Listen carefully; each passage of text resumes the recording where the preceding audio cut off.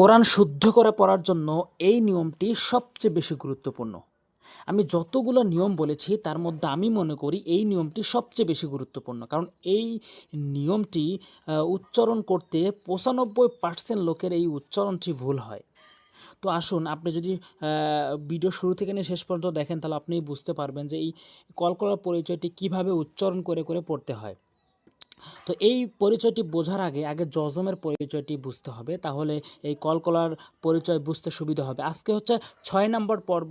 আমি বলেছি 10টি পর্বে সহি শুদ্ধভাবে কোরআন শিখাবো। অবশ্যই কেউ যদি প্রথম পর্ব থেকে 10টি পর্ব পর্যন্ত দেখে সে সহি শুদ্ধ করে কোরআন শিখতে পারবে ইনশাআল্লাহ। অবশ্যই ভিডিওতে একটা লাইক দিবেন আর সাবস্ক্রাইব করবেন পরবর্তী ভিডিও পাওয়ার জন্য, আর শেয়ার করবেন যাতে করে প্রত্যেকেই শিখতে পারে, এতে আপনার সব লাভ হবে। আসুন শুরু করছি। যজমের পরিচয়। মাথা বাঁকা এই চিহ্নকে যজম বা সাকিন বলে। মাথা বাঁকা, এরকম মাথা বাঁকা চিহ্ন যদি কোথাও দেখেন এটি হচ্ছে যজম বা সাকিন। যজমালা হরফ তার ডান দিকের হরকতের সঙ্গে, ভালো করে বুঝবেন কথাটি, যজমালা হরফ তার ডান দিকের হরকতের সঙ্গে একবার মিলিয়ে পড়া যায়। যেমন এখানে একটু হরফের দিকে যদি লক্ষ্য করেন সহজেই বুঝতে পারবেন। ফার উপরে যজম রয়েছে এবং ফাটি হইল তাহলে হইল হচ্ছে যজমালা হরফ। তো ফা যজমালা হরফ তার ডান দিকের হরকতের সঙ্গে, মানে এক জবর এক জের এক পেশকে হরকত বলে। তো ফা যজমালা হরফ তার ডান দিকের হরকতের সঙ্গে একবার মিলিয়ে পড়া যায়। তাহলে যজমের পরিচয়, যজমালা হরফ তার ডান দিকের হরকতের সঙ্গে একবার মিলিয়ে পড়া যায়। যেমন হামজা ফা জবর আফ, হামজা ফা জের ইফ, হামজা ফা পেশ উফ, আফ ইফ উফ, এভাবে। মিম মিম মিম নুন জবর মান, মিম নুন জেরে মিন, মিম নুন পেশ মুন, মান মিন মুন। খলাম জবর খল, কফ দুই পেশ কুন, খল কুন। আইন লাম জবর আইল, মিম দুই পেশ মুন, আইল মুন। বা কাপ পেশ বুক, মিম দুই পেশ মুন, বুক মুন। আইন সদ জবর আস, ফা দুই জেরে ফিন, আস ফিন। হামজা হা জের ইহ, দাল জেরে দি, ইহ দি। হাকাব জেরে হেক, মিম জবর মা, হেকমা।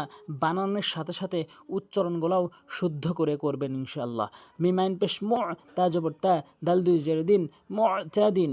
নুন আইন জবর না, বা পেশ বু, দাল পেশ দু, না বুদু। আইন সিন জবর আস, আইন জবর আ, সিন জবর সা, আস আসা। হামজা হা জের ইহ, দাল জেরে দি, ইহ দি। নুন আলিফ জবর না, ইহদিনা। ইয়া জিম জবর ইয়াজে, আইন জবর আ, লাম পেশ লু, ইয়াজে আলু। ইয়া পেশ ইউ, ওয়াও সিন জবর ওয়াস, ও জেরে ভি, ইউ ওয়াস ভি। সিন পেশ সু, ইউ ওয়াস ভিসু।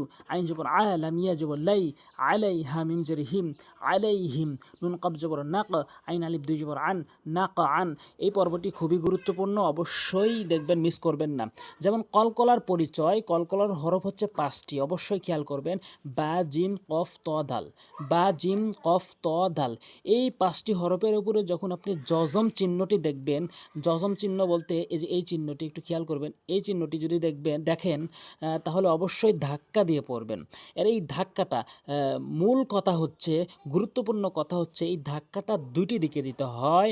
এখানে ত আর হচ্ছে কফ উপরের দিকে ধাক্কা দিতে হয়, আর বা জিম আর হচ্ছে দালটি হচ্ছে নিচের দিকে ধাক্কা দিতে হয়। একটু খেয়াল করবে, এখানে বা রয়েছে, প্রথমে সিরিয়াল অনুযায়ী বা রয়েছে, জিম রয়েছে, জিম রয়েছে, সিরিয়াল অনুযায়ী রয়েছে। তা একটু ভালো করে বুঝবেন। এখানে যেহেতু এটি বা নিচের দিকে ধাক্কা, এই জন্য উদাহরণে বলবো হামজা বা জবর আবে, আবো বলবো না, আবে নিচের দিকে ধাক্কা। হামজা দিম জবর আজে, এখানে জিম নিচের দিকে ধাক্কা, আজে বলতে হবে, আজও বলা যাবে না। হামজা কব জবর আকো, উপরের দিকে ধাক্কা, এখানে দেখুন উপরের দিকে দিয়েছি, আকো। হামজা ত জবর আতো, এখানে উপরের দিকে ধাক্কা, উপরের দিকে দিতে হবে, আতো। হামজা দাল জবর আদে, এটি নিচের দিকে, এটি নিচের দিকে দিতে হবে।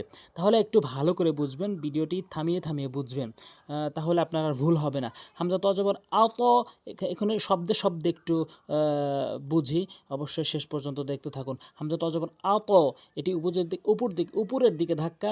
আইন জবর আমিম জবর মা, আতো আমা। হামজা দাল জবর আদে, খ জবর খ, লাম জবর লা, আদে খলা।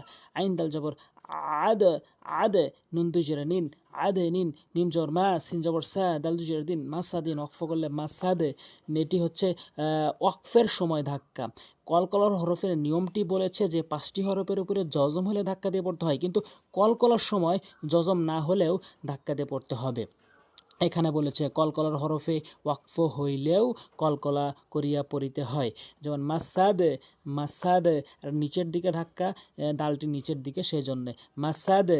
এরপরে হাবা জবর হাবে নিচের দিকে ধাক্কা, লাম দুই পেশ লুন হাবে লুন, ইয়াজিম জবর ইয়াজে নিচের দিকে ধাক্কা, আইন জবর আলাম পেশলু ইয়াজে আলু, তাজিম জবর তাজে, রয়ে জবর রি তাজে রি, ইয়াকব জবর ইয়াকফ, হামজা কবজের ইয়ক, হামজা কফ জের ইয়ক, র হামজা জবর র ইয়ক র ইয়ক র, নুন তাপেশ নত উপরের দিকে ধাক্কা, ফাজর ফাতা দুই জের তিন নত ফাতিন, বাত জবর বাত উপরের দিকে ধাক্কা, শিন জবর শাহ বাত শাহ, ওলাম জবর ওয়াল, ফাজিম জবর ফাজে নিচের দিকে ধাক্কা, ওয়াল ফাজে, রাজের রি ওয়াল ফাজে রি, মিম পেশমু হায়াজের হি মুহি, দুই পেশতুন মুহিতুন, ওয়াকফ করলে মুহিত উপরের দিকে ধাক্কা, কারণ এখানে তটি উপর দিকে সাউন্ড হবে।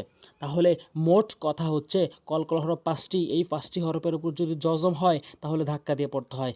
এই বা জিম আর দাল হচ্ছে নিচের দিকে ধাক্কা, আর হচ্ছে কফ আর ত হচ্ছে উপরের দিকে ধাক্কা হবে। এখানে যদি আপনি বুঝতে পারেন তাহলে আপনি কোরআনের ভিতরে শুদ্ধ করে প্রয়োগ করে পড়তে পারবেন, আশা করা যায়। তো অবশ্যই ভিডিওতে একটা লাইক দিবেন। আজ এ পর্যন্তই, সামনে পর্বে মদ নিয়ে আলোচনা করা হবে, খুবই গুরুত্বপূর্ণ। মদ যদি আপনি শেখেন তাহলে বুঝতে পারবেন কোরআনের কোন স্থানে টেনে পড়া যাবে এবং কোন স্থানে টেনে পড়া যাবে না। অবশ্যই সাবস্ক্রাইব করে রাখবেন পরবর্তী ভিডিও পাওয়ার জন্য। আজ এ পর্যন্তই, আসসালামু আলাইকুম ওয়া রাহমাতুল্লাহ।